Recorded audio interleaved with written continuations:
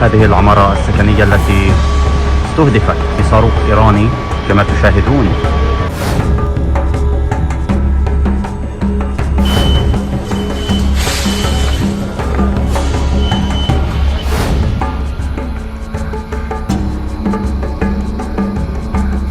Iran ने इस बार Israel के दिल पर अटैक किया है। दिल का मतलब वो डिफेंस फैक्ट्री जिसके बलबूते अब तक इजराइल अलग अलग देशों को दहलाने, उन्हें डराने धमकाने का काम करता रहा।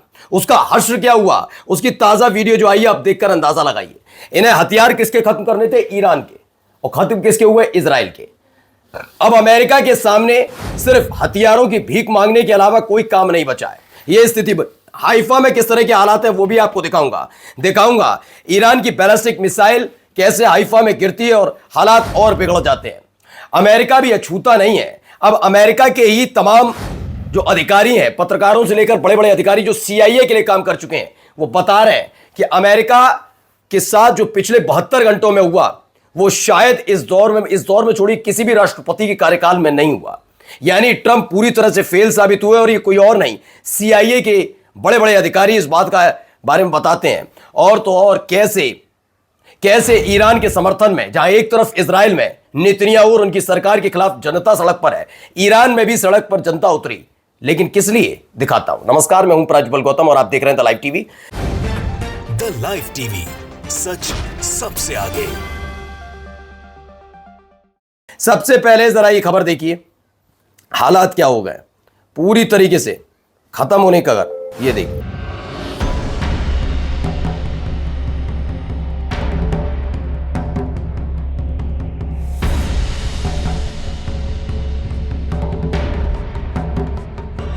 तो ये हालात हैं भाई, समझिए किस तरह के हालात। पूरी की पूरी फैक्ट्री, पहले तो आगे के हिस्से का सिर्फ एक तस्वीर आई थी कि कैसे उस ड्रोन फैक्ट्री पर अटैक हुआ और ड्रोन फैक्ट्री पर अटैक होने के बाद वह हालात बिगड़े। ये पहले खबर निकल कर सामने आई थी और अब जो खबर निकल कर आई है वो ये निकल कर आई है। देखिए क्या हालात है, पूरी फैक्ट्री स्वाहा हो जाती है।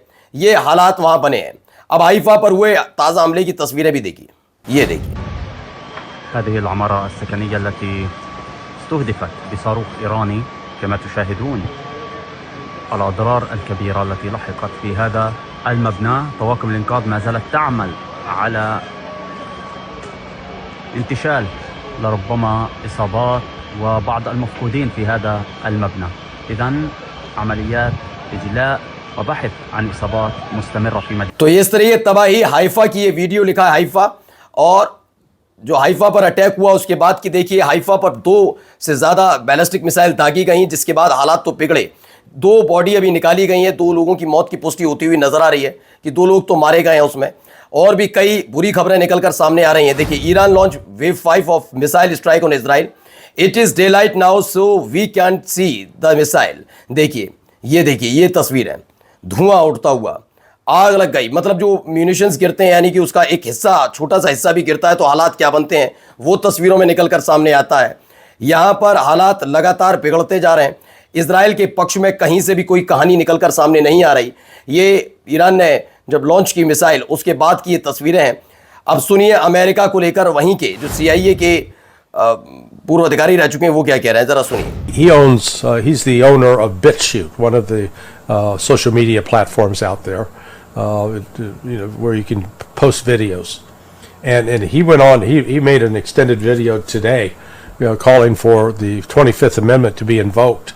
That Donald Trump ought to be walked out of the White House wearing a nice white jacket that with the sleeves tied behind his back, and then taken to a nice facility.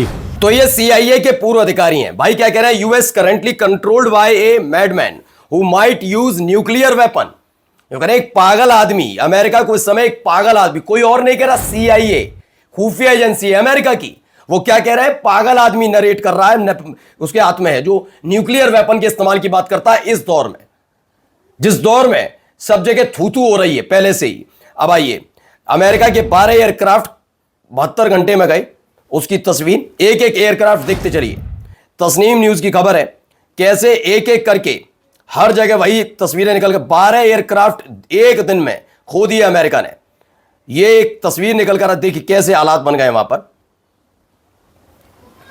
ये देखिए Iran का झंडा लिए हुए लोग उसी तस्वीर उस पर ही घूम रहा है। US losses 12 aircraft in single operation, ये भी खबर निकल कर आई। वहीं और देखिए तस्वीरें, ये प्लेन उड़ रहे हैं, फाइटर जेट जो भी है, तमाम चीजें इसमें लिखा है अस्सलाम वालेकुम। ये ऐसे उड़ रहे थे और उसके बाद ऐसे जमींदोज हो गए। इसकी खबर ही अलग है भाई कि क्या हालात बना दिए, ठीक है ना। अब आइए, हिजबुल्लाह भी कम थोड़ी ना है, हिजबुल्लाह की तरफ से की गई स्ट्राइक दी।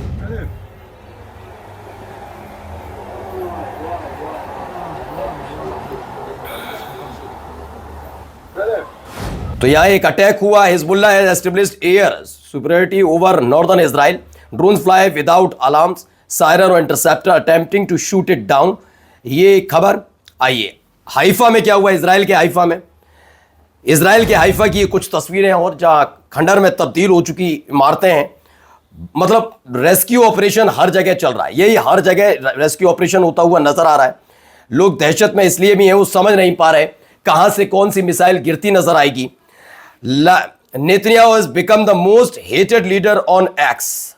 एक आंकड़ा निकलकर सामने आया। मैं तो इनकी क्या बात करूं भाई साहब की, वही वाले कम थे क्या। इन दोनों के बारे में कुछ ऐसे ही इन्हीं के अपने देश के अंदर माहौल बना हुआ है। न ट्रंप को छोड़ा जा रहा। अब तक का इतिहास अगर अमेरिका का लोकतांत्रिक तौर पर देखा जाए, जहां पर राष्ट्रपति चुने गए, सबसे ज्यादा अमेरिका की जनता अगर किसी से नफरत कर रही तो वो डोनाल्ड ट्रंप है।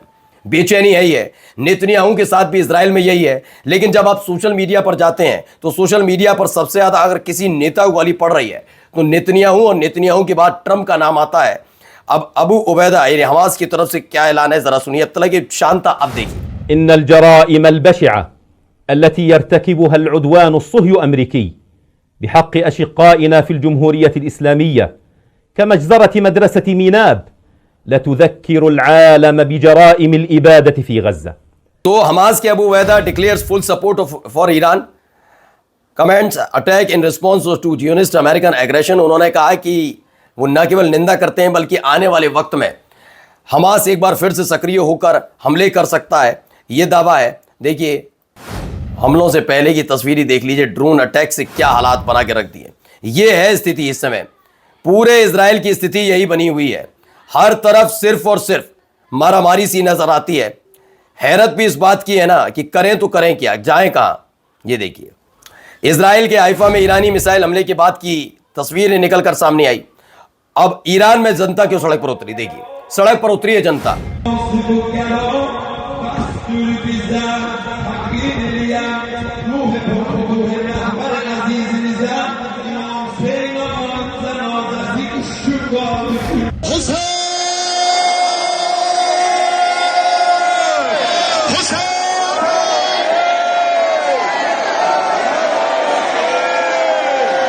देखिए कैसे झंडे लहराए जा रहे हैं। ईरान की जनता सड़क पर ऐसे वक्त में जब अमेरिका और इजराइल बमबारी भी कर रहे हैं बमबारी, ऐसा नहीं की जा रही। यहां पर इन लोगों को भड़काना था, दंगा कराना था, ईरान में तख्ता पलट कराना था इन्हीं के भरोसे। اتفاق و اصل ایرانی است. شما صدای مردم خواهید شنید. عشق همه، عشق همه، جان همه، سید ما. तो Iranian flooding the street in support of their government, और उनके गवर्नमेंट के समर्थन में उतरे हुए लोग, नाराजगी चरम पर है ही। और 70 लाख ईरानी युद्ध में आने के लिए, सेना में शामिल होने के लिए और हमला झेलकर उन्हें पटकनी देने के लिए तैयार बैठे 70 लाख ईरानियों का भी ऐसा खबर निकल कर आई थी। अब देखिए ये ईरान की वो शरीफ यूनिवर्सिटी ऑफ टेक्नोलॉजी है तेहरान में बनी हुई, जिस पर हमला हुआ था। अब शिक्षण संस्थानों को खोलकर न केवल अमेरिका और इजराइल निशाना बना रहे हैं, बल्कि उल्टा इजराइल भी कुछ ऐसा ही कर रहा है कि एक के बाद एक हमले करके ईरान इजराइल पर अटैक करके कैसे हालात वहां पर पैदा कर रहा है, वो तो आपको दिखा रहा हूं। Breaking war criminal Trump, if they don't make a deal we are gonna blow everything up and take the oil. ये आदमी अमेरिका ने कोई भरोसे काबिल नहीं। यह आदमी इतना ज्यादा परेशान है कि खुद के इसके अपने देश में इससे नफरत कर रहे हैं लोग। Iran rejects US proposal to open Strait of Hormuz in exchange of temporary ceasefire। Wall street journal WSJ की रिपोर्ट है कि एक बार फिर से पिछले 72 घंटे में दूसरी लताड़ है अमेरिका को। स्ट्रेट ऑफ हॉर्मूज को खोलने के लिए कहा जा रहा था कि एक टेम्परेरी सीज फायर कर लेते हैं और उसके बाद स्ट्रेट ऑफ हॉर्मूज खोलिए। ईरान ने लताड़ लगा दी। ऐसा कुछ भी नहीं होने जा रहा है।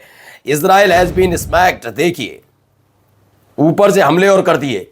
वहां पे वो ऑफर दर ऑफर दे रहे हैं, यहां पर हमले दर हमले ईरान इजराइल पर कर रहा है, अमेरिकी बेस पर भी। नमस्कार।